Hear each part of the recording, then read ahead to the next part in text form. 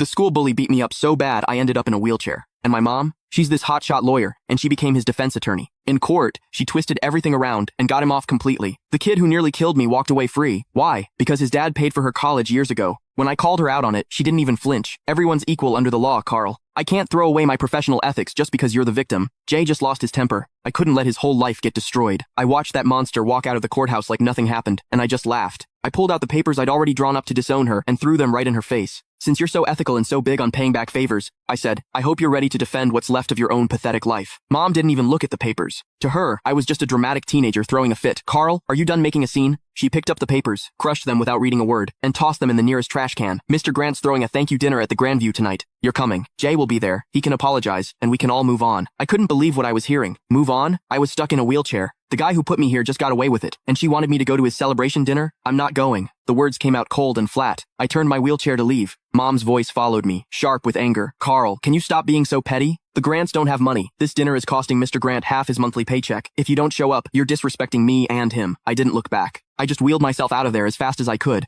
getting away from that suffocating courthouse. Outside, the bright sun made me dizzy. Dad's car was parked at the curb. He saw me and rushed over, looking nervous and worried. Carl, what happened? Did they convict him? Looking at this man, who's been a doormat his whole life, I felt completely helpless. He got off. Not guilty. Dad just stood there with his mouth hanging open. How could? Your mom said it was just a formality. She said she'd get Jay a suspended sentence at most. How did he get acquitted? I laughed bitterly. Dad, your wife is a star lawyer. When she wants someone to walk, they walk. Even if that person broke her own son's leg. Dad wrung his hands, clearly stressed. But she must have her reasons. That Mr. Grant guy really did help her. Stop. I cut him off. Take me to the hospital. I'm not going home. Dad hesitated, glancing back at the courthouse. Well, your mom just texted. She says we need to go straight to the Grandview. She said if we don't show, she'll cancel my credit card. I looked at him, 50 years old, and he lives like a dog. Mom controls every penny. He doesn't even dare talk back to her. Then you go. I pulled out my phone and called a wheelchair-accessible Uber. I'll get there myself. Carl, don't do this. Dad reached for me, but I pushed his hand away. Dad, if you still think of me as your son, don't go to that dinner. If you go, don't bother visiting me again. The car showed up. The driver helped me in. Through the window, I saw Dad standing on the sidewalk, torn. Finally, he sighed, turned around, and got in his car. He drove toward the Grandview.